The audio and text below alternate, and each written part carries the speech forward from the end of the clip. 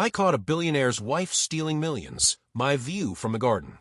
I'm just the gardener, clipping rose bushes at this insane Beverly Hills mansion when all hell breaks loose. Picture this. Homer, the big-shot real estate tycoon in a Brioni suit, storms out to the marble patio, clutching his phone like it's a grenade. His face is redder than the bougainvillea I'm trimming. Brielle, his wife, is right behind him, decked out in a $10,000 Gucci dress, screaming, "You're unhinged, Homer." She chucks a glass of Dom Perignon, $500 a bottle, mind you, right at the floor. It shatters like their 25th anniversary party did last night. I'm standing there, secateur in hand, pretending to focus on the roses, but NGL, my ears are locked in. Yesterday, I was hauling orchids for their vow renewal bash, 200 guests, crude champagne, the works. Now, Homer's yelling, "You thought I wouldn't find out," and waving a stack of papers in her face. Brielle's mascara is running, and she's shrieking about him losing it after his dad's death. I catch Homer muttering to me later, as I'm hauling mulch, "She's been robbing me blind." Dude's hands were shaking worse than mine after a 12-hour shift. If you're wondering, yeah, I overheard enough to know this billionaire family's about to implode. This ain't my first rodeo with rich folks drama, but damn, this one's next level. Reddit fam, where you listening from? Ever seen a family meltdown like this in your own life? Drop your stories below. I've been tending the gardens at this billionaire family's Beverly Hills estate for 3 years. It's a 12-bedroom palace, think infinity pool with a view of LA skyline, a garage housing a Rolls-Royce Phantom and a Bentley Bentayga, and a private helipad for their Gulfstream G650. Homer, the patriarch, runs a real estate empire, always in a crisp Brioni suit, Rolex Submariner glinting on his wrist. Brielle, his wife, is the queen of the social scene, dripping in Cartier jewels and sipping $2,000 bottles of Chateau Petrus like it's water. Their kids? Clarence, 18, a rebel who peels out in his Tesla Plaid, and Eden, 15, quiet but sharp, always in Prada sneakers. Then there's Brielle's brother, Clement, strutting in Loro Piana cashmere, and their mom, Veda, toting a $30,000 Hermes Birkin like it's a grocery bag. Homer's solid, pays me well, chats about my koi pond designs. Clarence is my guy. Kid helped me lug soil bags once, no ego. But last year, Homer's dad, Reginald, passed, leaving him $20 million, villas in Aspen, stocks, a Patek Philippe collection that'd make your jaw drop. Brielle played the doting wife, but I caught her whispering with Clement on her phone, eyes darting like she was planning a heist.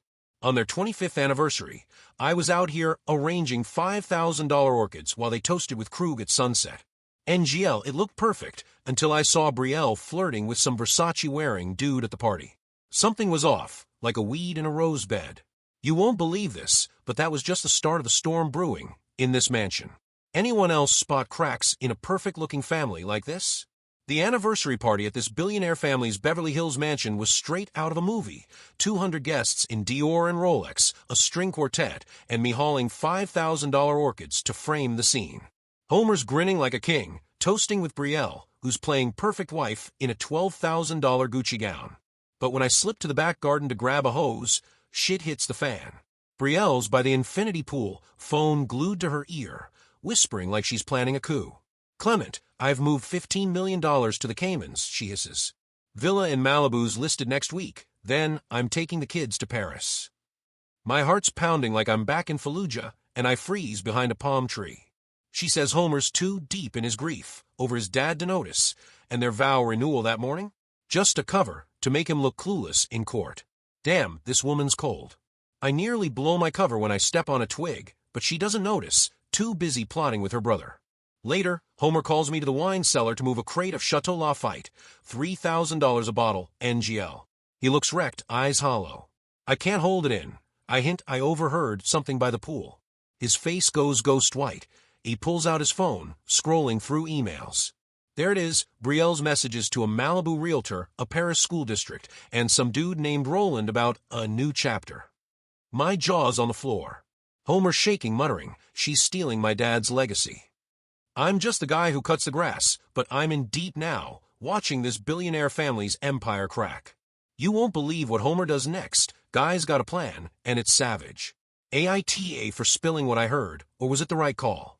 The morning after the anniversary party implosion, Homer's moving like a man on a mission, eyes sharp as a hawk despite the dark circles screaming he didn't sleep a wink. I'm out here clipping bougainvillea at this billionaire family's Beverly Hills estate when he corners me by the koi pond, voice low and steady like he's briefing a squad. Need you to do me a solid, he says, tossing me the keys to my rusty pickup. Take me to the bank, my Maserati's too loud for this. NGL, I'm knee-deep in this drama now, so I just nod, feeling like I'm back in the Marines running recon. We pile into my truck, and Homer's already on his phone with his lawyer, Elsie, who sounds like she could make a shark cry in court. He's laying it all out. Brielle's been playing dirty, siphoning $15 million of his late dad Reginald's $20 million inheritance into offshore accounts in the Caymans. She's got their Malibu villa, $25 million ocean views, the works, listed for sale behind his back. Worse, she sold off Reginald's Patek Philippe collection, watches worth more than my entire life's paycheck, and don't get me started on the diamond cufflinks he meant for Clarence. She's planning to bolt to Paris with their kids, Clarence and Eden, leaving Homer with nothing but a broken vow renewal and a $500,000 legal bill. In the truck, Homer's knuckles are white, gripping his phone as he scrolls through damning emails. She played me at our own damn vow renewal, he growls, voice cracking.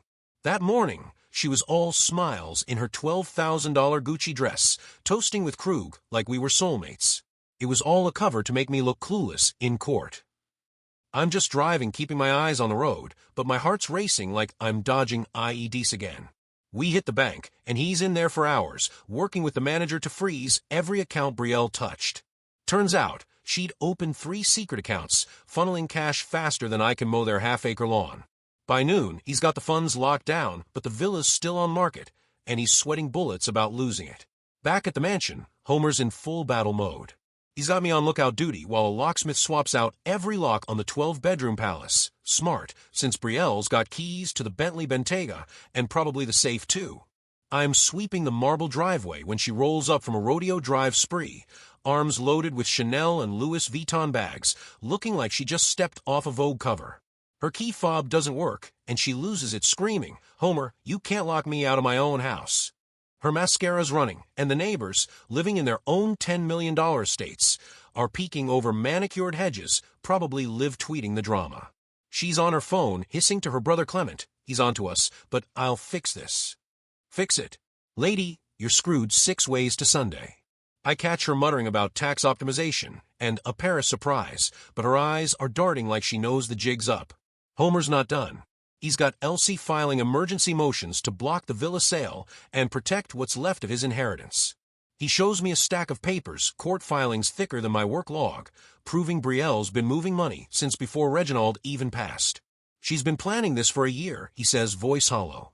Even sold my dad's yacht in Monaco.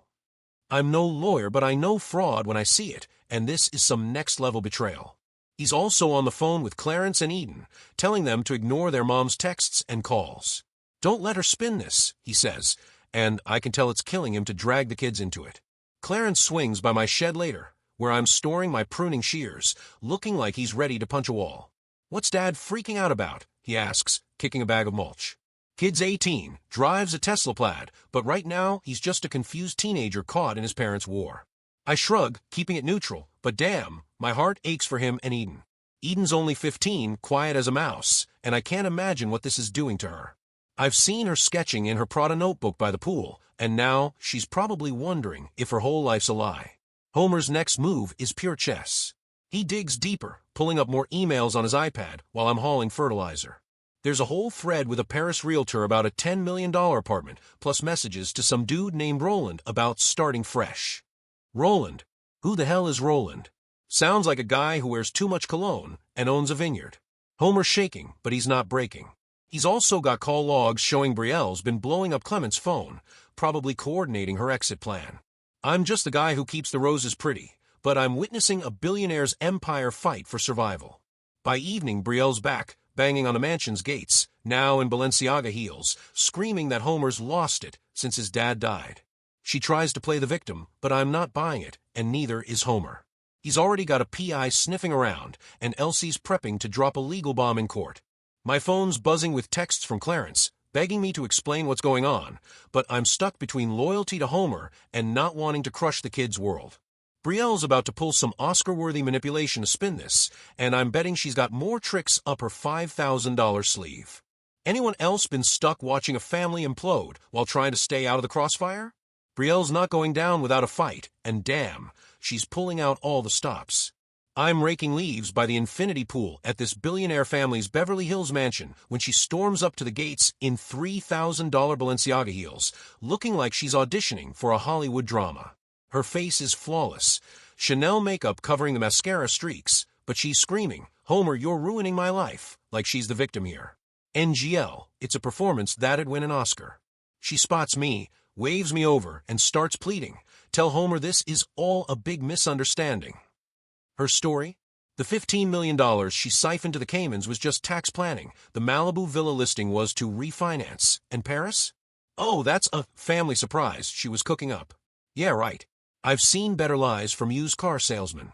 Her $30,000 Hermes Birkin swinging as she spins this BS, and the neighbors are gawking from their McMansions, one even flying a drone for a better view. She's blowing up Homer's phone, leaving voicemails about how he's unhinged since his dad Reginald died. Then she texts Clarence and Eden, telling them their dad's having a breakdown and stealing their future. My phone pings. Clarence forwards me her message asking, "Is Mom for real?" Kid's confused, and it's gutting me. I show Homer the texts, and he's livid, pacing the marble patio in his Brioni suit, muttering, "She's trying to poison my own kids." He's got Elsie, his shark of a lawyer, prepping to counter this in court, but Brielle's not done. Her brother Clement rolls up in a Porsche Cayenne, all Loro Piana swagger, and tries to bribe me with a bonus to let Brielle into the mansion. I laugh in his face. "Former Marine here, buddy. You can't buy me with your black card." Later, I'm stacking mulch when Clarence sneaks into my shed, looking like he hasn't slept.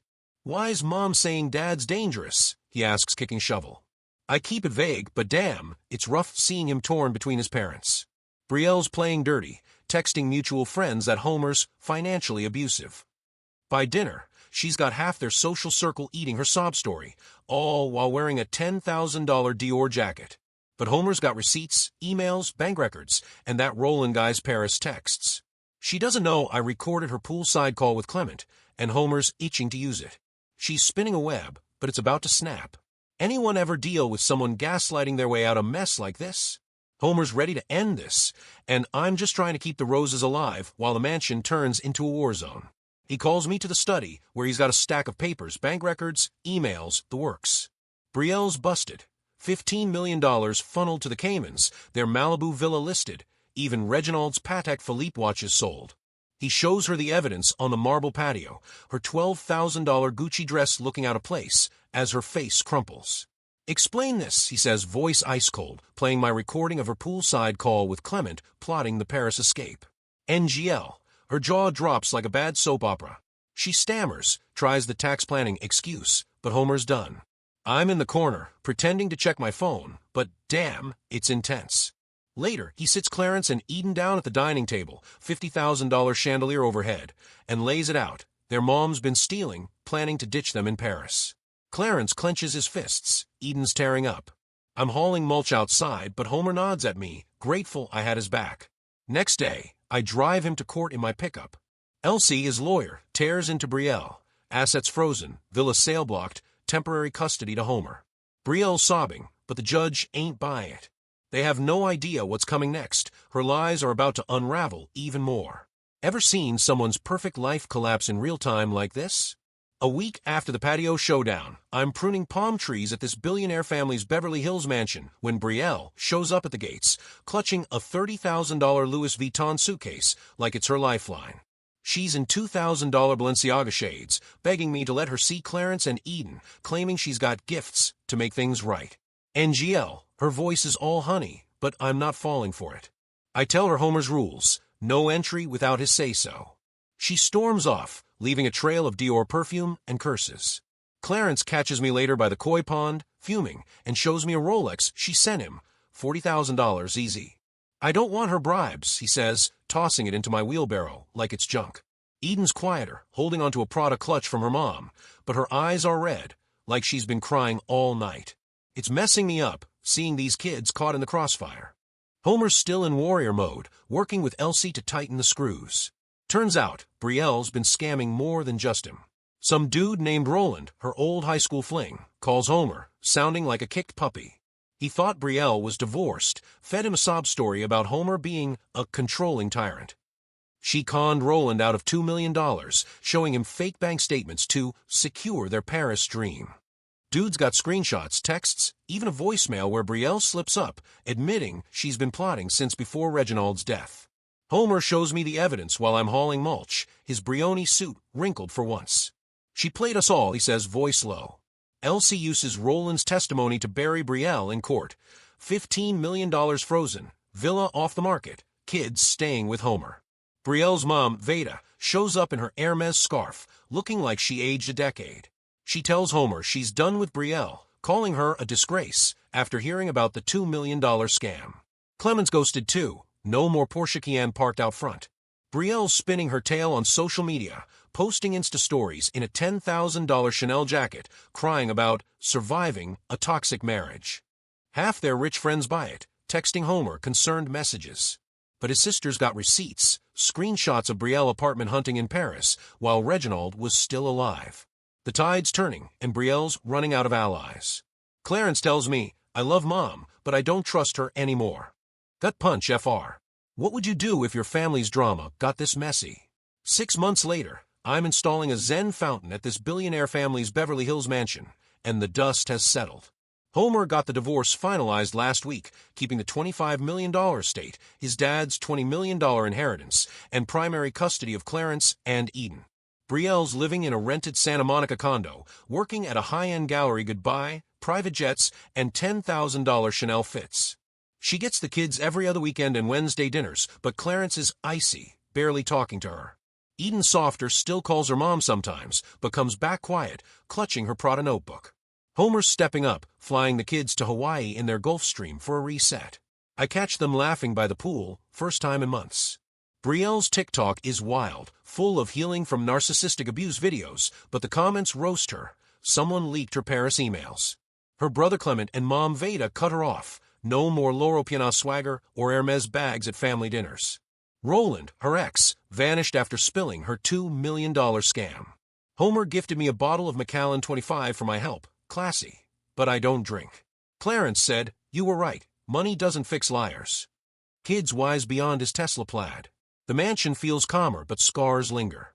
Reddit fam, that's the end of this wild ride. Ever seen a family rebuild after a betrayal this brutal? Drop your thoughts below.